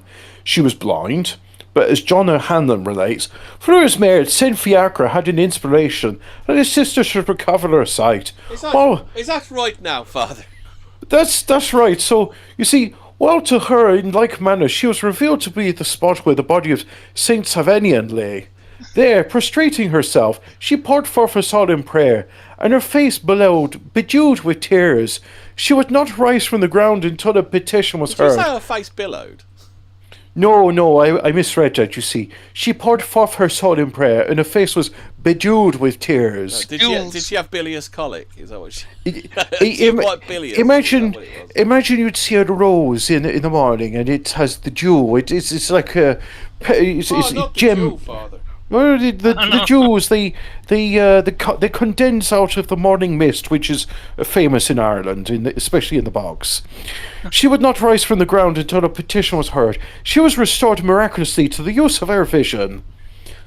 So, yeah, he restored sight to the blind, which is, St. Fiacre's Garden, Irish National Studying Guide. It does look very nice. It's very, very pretty. Fiacre's relics were preserved in his original shrine in the local church at the site of his hermitage, garden, oratory, and hospice. In the present Saint Fiacre, Saint-Domingue, France. Saint-Domingue. No, Seine-et-Marne, I think, means it's by the River Seine. I think you said by the Mer, sur la Mer, wasn't it? No, Seine-et-Marne. Seine-et-Marne is a mainly rural department in the Ile-de-France region of northern France. I love department's just a district, isn't it? Yeah, that's it. Named after the rivers of the Seine and Marne. Dived into the river that runs through France. He was declared insane. Oh, his relics were transferred. I see, the River Seine. Yes, he was declared insane. Yes. Yeah. Yes. Kill me now. Hey, do you know? Did you know Nile is not just a river in Egypt? Oh, Dad, no, put it back. Oh. Not even Saint Fiacre can recover you from those side splitting. On this podcast, Jimmy Cricket is a legend. Did you know Jimmy Cricket died recently? That's yes, I do, Yeah. and his son is an ordained priest, if I got that right. Bit different to Jiminy Chubby Brown's. Cricket. Bit different to Chubby Brown's son, who's like the biggest drug dealer in Middlesbrough. I was going to say, there, but through the grace of God go I, two very different sons of comedians. And I got to say, having seen, you know what, I ought to watch some of Jimmy Crickett's stand-up, see if it... Because let's face it, it's not hard to beat Roy Chubby Brown's stand-up. Actually, I could do it. Do you want a Jimmy Cricket reading? I've got a couple of Jimmy Cricket books. Yeah, go on. Okay. Let's hear some of the crackers from him. Did he do a song called "I'm a Cunt"? Keep talking of it. I got to apologise to the people. They're like, "Oh, it's a lovely episode about Marian Apparitions," and it's like, and here's the co-host saying, "Hey, you ever heard Roy Chubby Brown's song, I'm a Cunt?" Right, so this is Jimmy Cricket writing letters to his mum. So, dear Mammy, I've had some rotten luck. I've been given the sack from my job on the building site. I had a barney with me boss. I came in one morning and he told me, "You're late again." He said, "You know what time we start work here?" I said, "No, I don't. You're always started by the time I arrive." He said you should set the alarm for 7. I said, "But there's only one of me in the room." Then I was late back from lunch. He says to me, "Where have you been?" I said, "I was getting my hair cut." He said, "What? In the firm's time?" I said, "It grew in the firm's time." He said to me just like that, "What can you do with a man like that? I'd better go now because I hear there's a job going in the slaughterhouse, but I don't know what it entails. Love, Jimmy."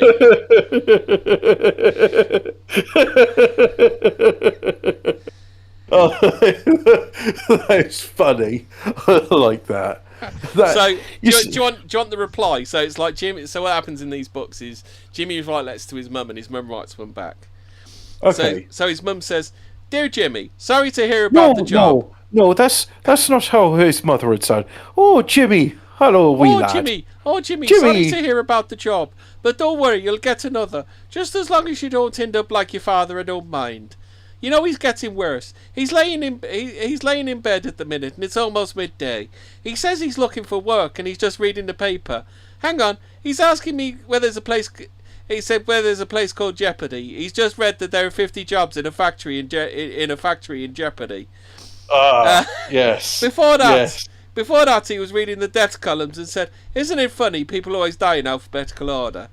Sometimes I wonder about him. I went to visit your cousin Clunes in prison. He's had his tonsils out, his appendix out, and all his teeth out. The wardens think he's trying to escape bit by bit. No more news. Love, Mammy. All right, even just from those readings, he is a lot funnier than Roy Chubby Brown. That's great. I've had those books since I was a kid. I used to love those books. The thing is, I remember there's one about joke. his dad. His dad's really, really bad at betting, and a horse escapes in the village, and they've asked his dad to put a tenner on it to slow it down. Yeah. Oh, I see. Yeah. Okay. That. Sorry, I don't really understand horse racing that much. Yeah. But no, his dad, everything he bets on, everything his dad bets on loses. That, so they asked him to put a bet on it. Yeah, here we go. Veneration, right. So you see, Fiacre had a reputation for healing hemorrhoids, which were denominated Saint Fiacre's figs in the Middle Ages. Hey, it's our favourite cardinal, Cardinal Richelieu. Oh, you remember is he Cardinal Richelieu? A real figure then? Is he? Cardinal Richelieu is a real figure. He's not just made up for D'Artagnan. Was he actually a wrong un?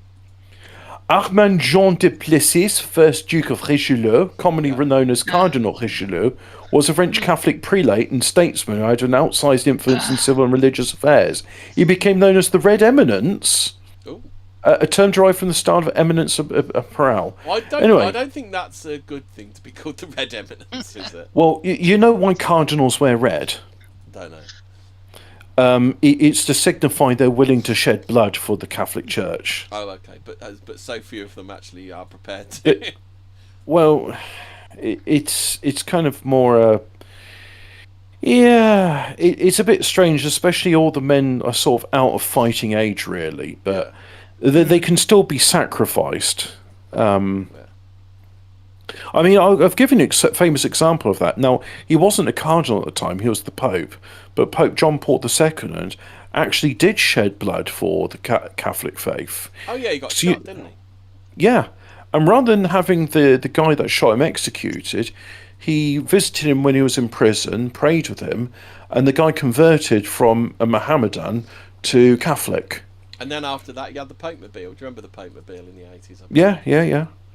Yeah, so Cardinal Richelieu venerated his relics, hoping to be relieved of the infirmity. Oh, so he suffered from the figs of Saint Fiacre. Wooden devotional figures of the saint exist from as early as the 1400s. Well, I think he gets around a bit. He's the patron saint of the commune of Saint-Fiacre, Seine-Hermann, France. He is the patron of growers and vegetables and medicinal plants, and gardeners in general, including ploughboys. Did you know such a thing as a ploughboy? Well, now you know. What is a ploughboy? It's a boy who tills the fields. What? So you know Callum in Clarkson's farm. He could be described as a ploughboy because he's very good at using the plough. He is further the patron of victims of hemorrhoids and fistulas. Oh, actually, a ploughboy is a noun. A boy that leads the animals that draw a plough. Well, yeah, he's still ploughing. Did you know he's also the patron of taxi cab drivers? Oh, also any country boy, literally any country boy. Did you know he's the patron saint of taxi cab drivers? No. What? Box makers. Well, he is. He is the Is patron of Can taxi you cab just driver. get all the leftover ones like piles, taxi No, wait. drivers? That's it. Oh, Yes. Wait, but wait. There's more. I hear you say. Box makers, Hobbit. florists, Given what we were talking about, and there's more. Wait, and there's more. You got to say it like and that. there's more. Yeah. So, Wait, there's more. So, taxi cab drivers, box makers, florists, hosiers, pewterers, tile makers, and those suffering from infertility. Finally, is commonly invoked to heal persons suffering. All the leftover ones, like they like. Yeah. No one wants these ones. It's just you get given them. You know what? Someone's got to. Someone's got to do it. It's your job. I would say probably one of the holiest saints, the most humble, is got to be the patron saint of sewage workers or shit jobs that nobody wants to do. That's why he's the patron saint of pit shit jobs, because he got given them all. he got given all the shit patron saint jobs. Yeah, but I mean, is a florist a shit job? Because have you seen florists? I'm talking about all the others seem to be a bit leftover jobs. What about a hosier? Is that someone who makes trousers? The hosiers? No, they a hosier, don't they? The hosiers. And pewterers. So it's like not just any metal workers, but one specifically making things out of pewter. What's his name? The boxer, the black boxer. I'm a pewterer. I'm a pewterer. I'm a fighter. Oh, for the years and years, I thought pugilism was spelt cutilism because Chris Eubank was like, I'm a cutilist. I'm a pugilist. I'm a fighter. A pewter is defined as a maker of pewter utensils or containers, a craft with origins dating back to the 14th century. All right, there we go. What's pewter? Pewter's a mixture of two metals, but I can have tin and... I think it's tin and something else. Yeah. Is it So, tin and... It's not tin and silver, is it? No, it's probably tin and lead. No, tin and lead would be solder. Pewter is a malleable metal alloy consisting of tin and antimony and copper. I know, there's actually a whole bunch of stuff. Big fan of antimony. Our old friend Graham Young, the teacup poisoner, he was a big fan of antimony. Yeah. So tin. Now, pewter's going to be anywhere from 85 to 99% tin, antimony approximately 5 to 10%, copper about 2%, bismuth, and sometimes silver. Now, here's an interesting thing, right? When I was doing manufacturing and we were making like brass arms, I had to write every year the we waste recycled bits because we'd also use leaded solder. I wouldn't. Okay, Mr. Government Man, if you're listening, we never used leaded solder in our products, and we always replaced it with RoHS compliant silver tin alloy solder. We never used leaded solder. Right. So they were saying to us, because they wanted the chemical composition of our brass arms, and we found out would that be for your Kosh thing? It basically is like, look, if somebody recycles these 1920s turntables, is there going to be any lead or cadmium released into the environment? Probably. Well, actually, yes, there is cadmium in them, but whenever we'd get the linkages, we'd take them to a specialist metal firm, which would then strip the cadmium plating and then do zinc plating on them instead. The reason they used cadmium is because it was cheaper. But anyway, with these brass arms, I think it was saying like as much as 2% by weight of it was arsenic. Oh, nice. But it's like, yeah, okay, the arsenic's there and it's locked up. And the only way you're going to release that arsenic is if you put the brass into a forge, and then you'll have arsenic vapors coming off. So maybe don't put the brass into a forge.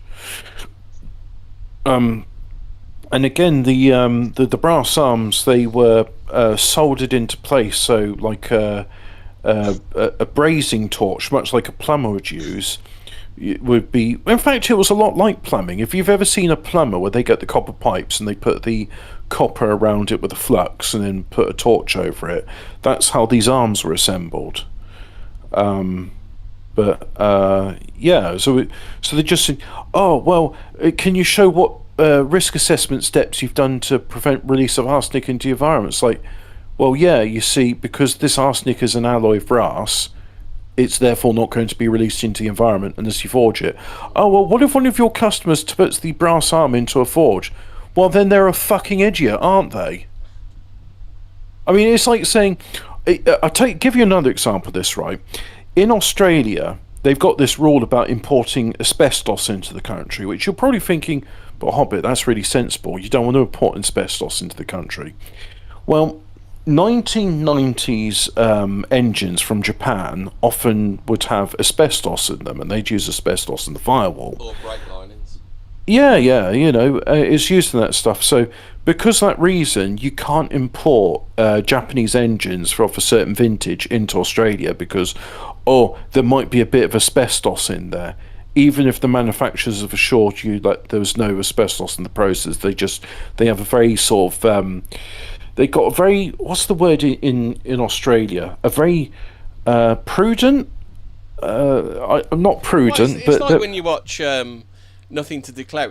Well, we have a very delicate ecosystem. What are you fucking talking about? It's all fucking murderous. It's like, how is it delicate?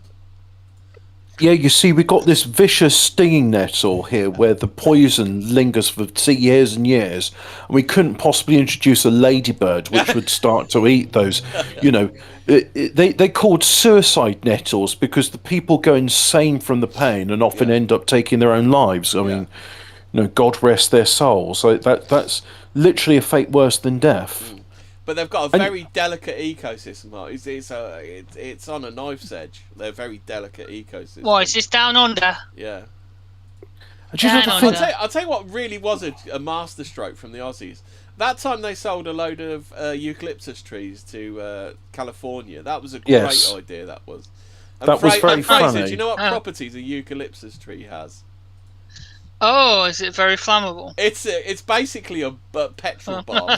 it's basically a petrol bomb waiting to go off. It's okay. Just paint your roof blue. You'll be fine. One of the things the Australians neglected to mention to these Californians is eucalyptus trees have the unique property that they occasionally spontaneously combust. Oh, yeah. I think if they do catch fire, they explode, and they're because whatever's inside is really flammable, isn't it? Well, it probably gets released at great pressure. Isn't that how they spread their seeds or something? Isn't that how they spread their seeds, though? Yes. In Australia, there are seeds which won't open until there's been a fire. Yeah. That's probably why they blow up. Yeah.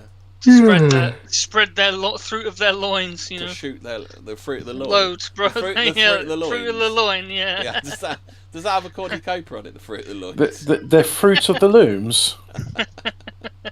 They're fruit of the legumes, am I right?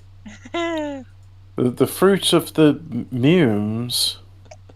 Well, Australia, there may be an episode for another day, but Down Under is very interesting, lads. Did you know that murderous? That's what it is. Did you know about these? Just Pure Jungle. Hey, two things. Why is this episode about Marian Apparitions just got the diagram of the kidneys? Because I never took it down. Yeah, and the other thing is in Linux Mint you can change your folders. So I've had these beige coloured manila folders. I've now got one which is Prussian green. Oh man, that looks so cool. So cool. It's so cool. It's totally awesome. It's so cool, and it's really, really awesome. So hey, dude, look at my folder. Dude, your folder. So cute. Hey, look at my folder. Oh, let's have a look at Patrick Bateman's folder. Yeah. Look at the subtle beige overlay. Yeah. The raised texturing even has a watermark. Yes. Can I just say, look, Nat Sock, that film was a bit shit. All right? I know you're listening, right? It's not a good film, despite what Americans say. Look, I'm just saying maybe there is a good film directed by a woman, but that wasn't one of them. Point. It's like it's a man's slow descent into madness, but it's not. They don't ever do it like that.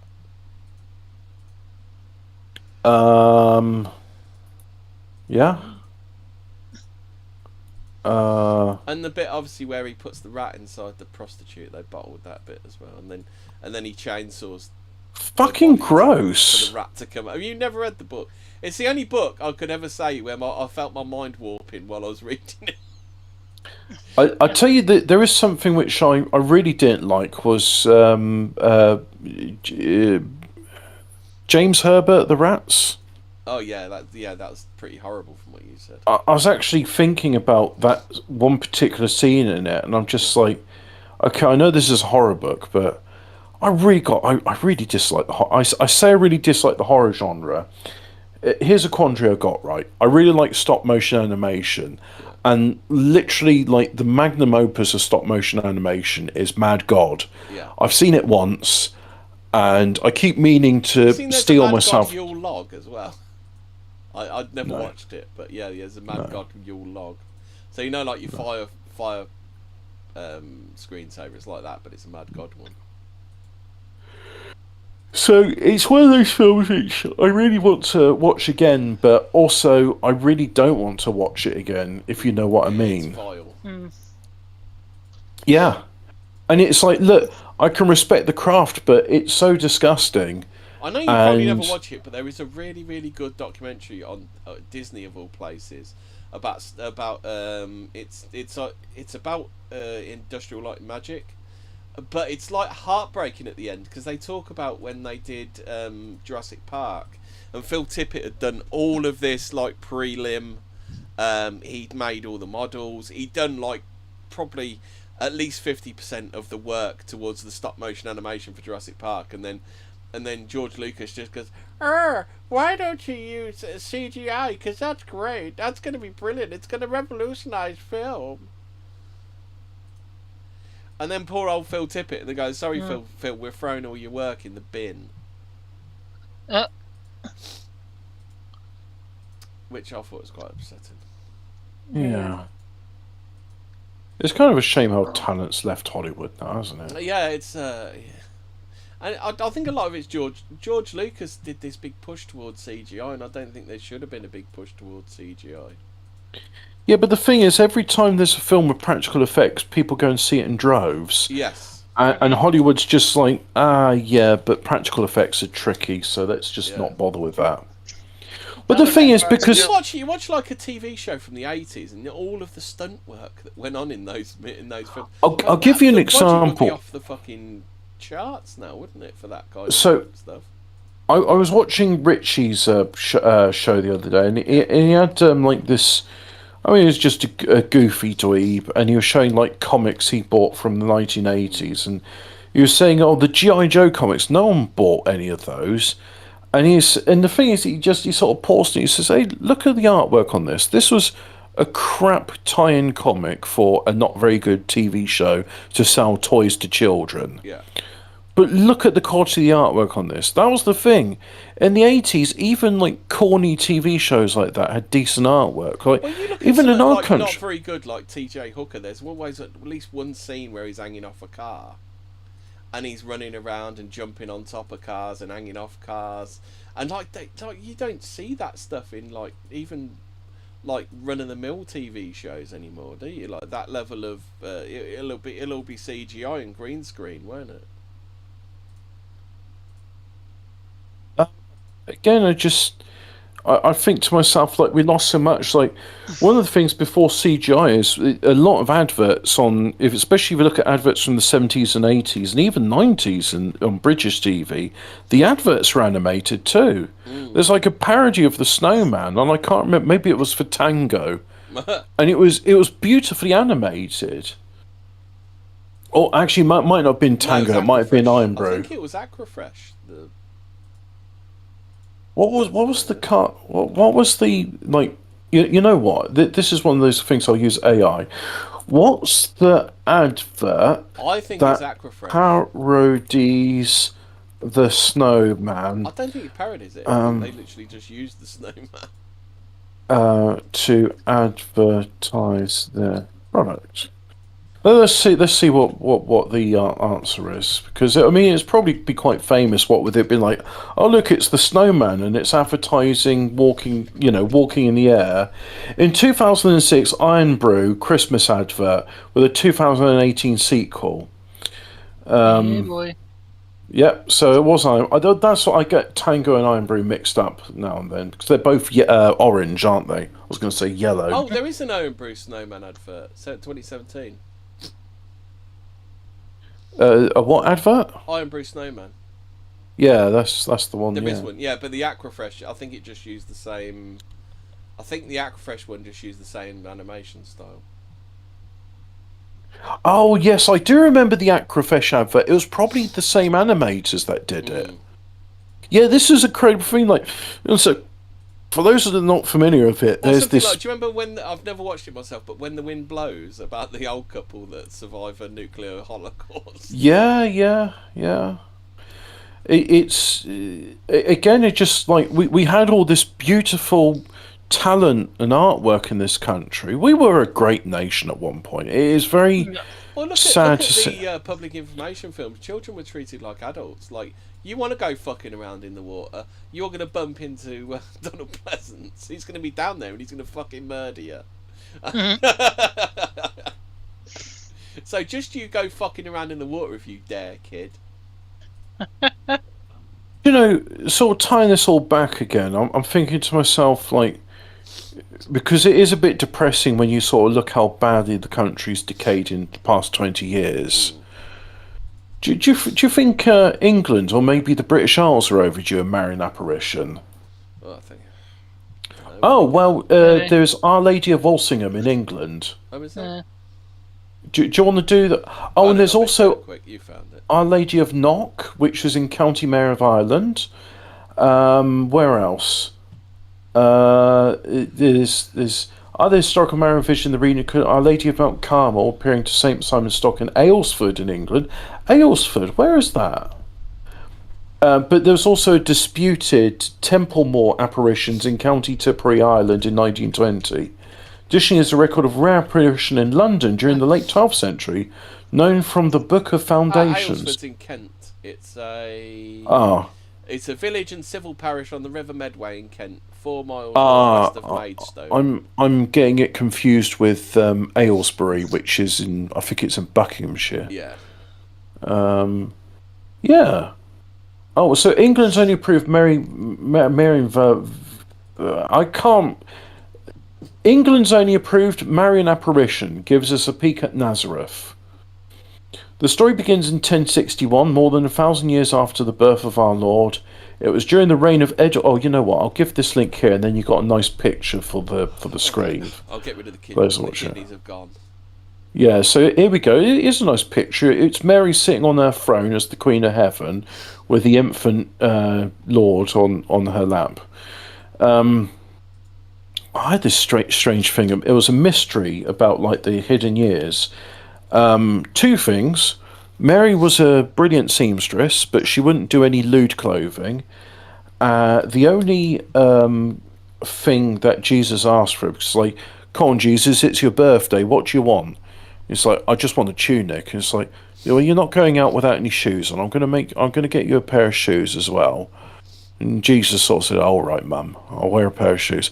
Anyway, Mary made him one tunic, and being that he's God, this tunic never got dirty, never got torn, and it grew with him. So he had the same tunic throughout his life. And Mary also, like, people always describe her as being in her early 30s.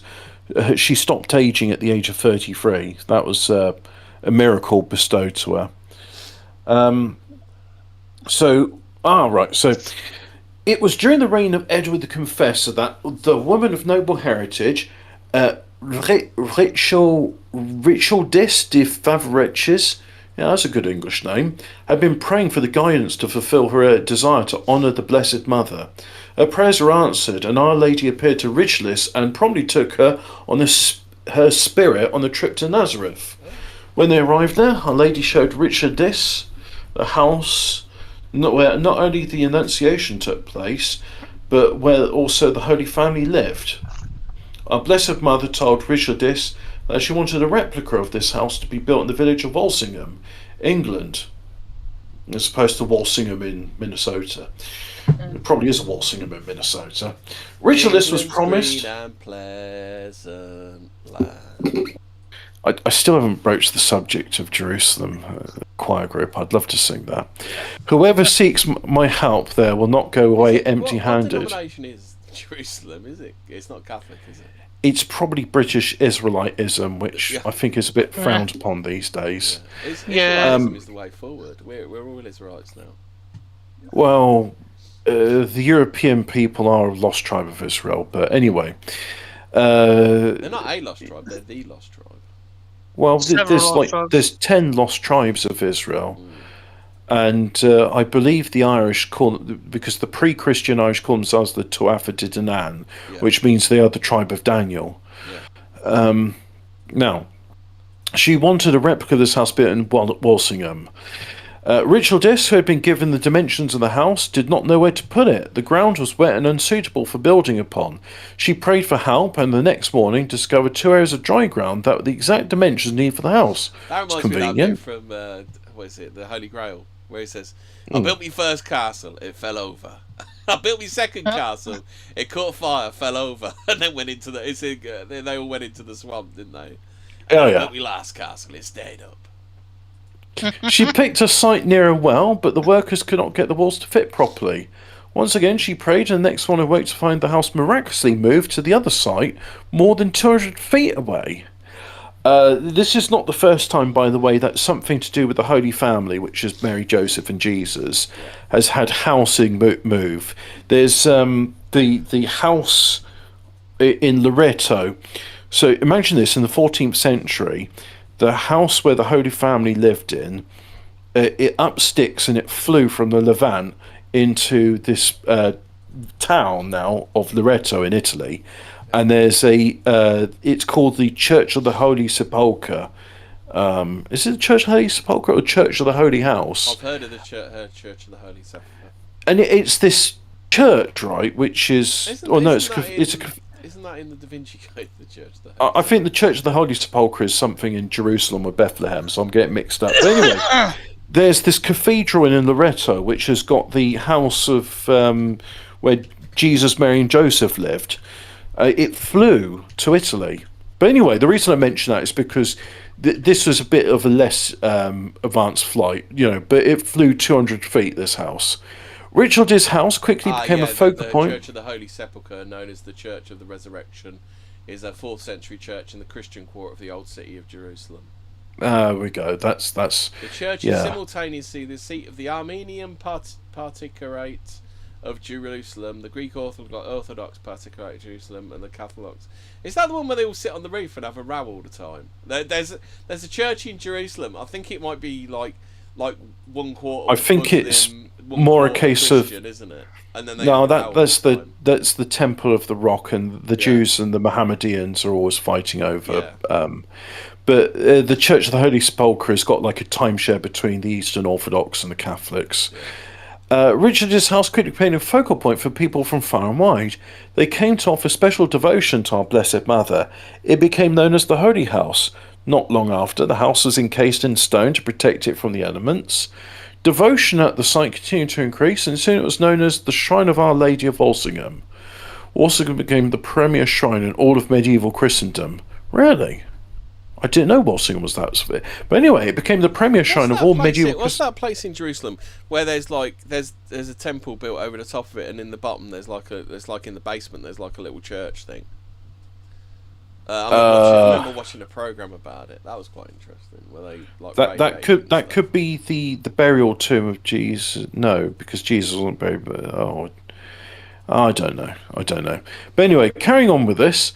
Medieval Christendom, everybody came to Walsingham. It was the place to go if you're going on pilgrimage. Many royal visitors came to this palace, including Henry III in 1226, Edward I, who came 11 different times, 11 II. Was it Henry II had thingy killed, didn't he? I don't know. Thomas, you remember what you did? Oh, Thomas Becket was killed by Henry. Yeah, he was killed by the same. So Edward II in 1361, all the way to King Henry VIII in 1511, when he came to give thanks for the birth of his son. Oh, Tubbo went over there, did he? Yeah. Well, he was a devoted Catholic. It's a bit of a shame that he had a bit of monk on with the Pope, didn't he? Well, the thing is, if the Pope owns a third of your lands and you own the other 2/3, there is a bit of an issue of, well, who is the rightful ruler of England? Yeah. And the Pope didn't give him any concessions because he did this campaign in Europe and he conquered Tournai, which is a city in Belgium, which would then have been the Kingdom of Burgundy. And for 9 years he ruled it. That was English soil. But then the Pope said, "Can we give it back?" And he's like, "Yeah, but I want some concessions because you own a third of England." Yeah. And the Pope just said, "Leave it with me. I'll see to it soon." And he never did. So, as a consequence of the Pope being very Italian, we had the Hey, mistake that's of a nicer country Anglicanism. you got there. It'd be a shame if something happened to it. There's a nicer country. I think we'll continue with this this racket. Yeah. Walsingham became the premier shrine. Look, I will say this, right? I am very upset that the Church of England was founded because there shouldn't be any schism in the church. However, that Pope back then was a dickhead and nobody cares about him. But everybody remembers King Henry VIII's name. So who was the real victor in this one? Well, I'll tell you what, it wasn't Jesus. Yeah. You both fucked up there. To be fair, though, I do like a CFA service, though, I bet. Yeah. You could, what, with a woman priest? Yeah. Well, you know, before the thing happened. Yeah. Before, I think you'd like the my... Hadron Collider got turned on. I think you'd like my priest. He was Anglican, but he converted and became Catholic. So the service he does, you'd be very familiar with. Yeah. He's Welsh too, so you know he likes to sing a lot. That's one of my lot then. Yeah. And like I said, he's a good bloke. You'd like him. So King Henry VIII. Now they say about Prince Henry. Prince Henry died in infancy. Was only 52 days. Oh, that's sad. Oh, poor Henry. Yeah, he was a bit of a weren't he? He was a crip, wasn't he? He weren't a well, baby, he was a crip. Yeah. I mean, 52 days old, it's not much of a life, is it? Numerous miracles happen there, and I take my glasses off so I can't read it. I don't think Henry VIII's son dying is a miracle.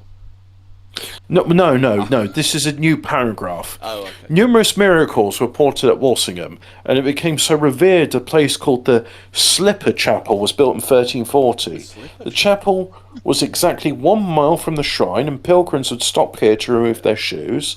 Once they removed their shoes, they would journey barefoot the last mile, called the Holy Mile, to the shrine. Oh, surely it should be the barefoot chapel, not the slipper chapel. Oh, you see, they're slipping off their shoes. That's why it's the Slipper Chapel. It was dedicated... Oh, no, sorry.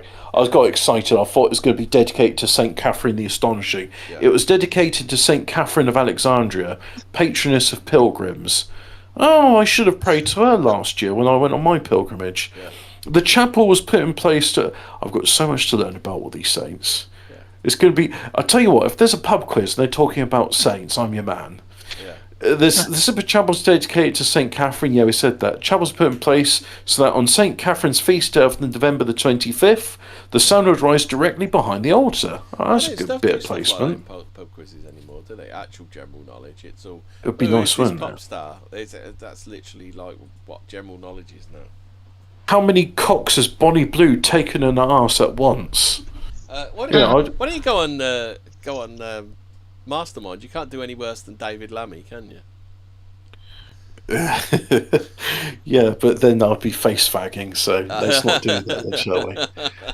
Oh, we got a minute to go, so suffice to say, Walsingham, medieval pilgrimages, Franciscans given permission Pope to build a friar at Walsingham, beautiful place. I ought to go. Today, Walsingham is once again the official shrine of Our Lady in England. Well, I shall have to go and visit there sometime. Now, it's 9 o'clock. I would like to finish, seeing as we're talking about Marian. It's too fucking hot to be going into overtime on this, isn't it? Yeah. So let's just finish with the prayer. So I'll say Hail Mary because we did do a bit of swearing and cocks and bollocks and stuff like that. Ave Maria, gratia plena, Dominus tecum, benedicta tu mulieribus, et benedictus fructus ventris tui, Jesus. Sancta Maria Mater Dei, ora pro nobis peccatoribus, nunc et in hora mortis nostrae. Amen. Amen. You're supposed to say there amen, you go. Fraser. Yes, Fraser. He's conversant with the Latin, isn't he? Yeah. Yeah. Yeah. Yeah. Well, I'm sorry for swearing, Mary. I'll try not to swear again. And we didn't say rape. Oh shit, we said.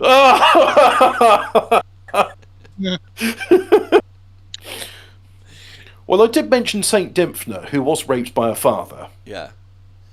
Fred Dibner. No, Saint Dymphna. Fred Dibner was raped by his father. No, I don't think so. I hope not. That sounds like slanderous. Anyway, that's Yeah. us done because it's too fucking hot and we're not doing overtime. Yeah. Yeah. This weather. Oh, It's crazy. Yep. It's that like sleep is going to be particularly difficult tonight because it's like. oh yeah, he's gonna be rolling around in fucking gonna- water, aren't you? Yeah. You're going to sleep downstairs?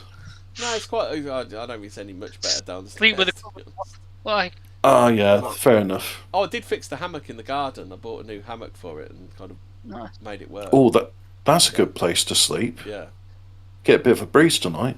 yeah. Right. Anyway, good night, everybody. Good night, everyone. Cheerio. Stay spooky. Stay dry.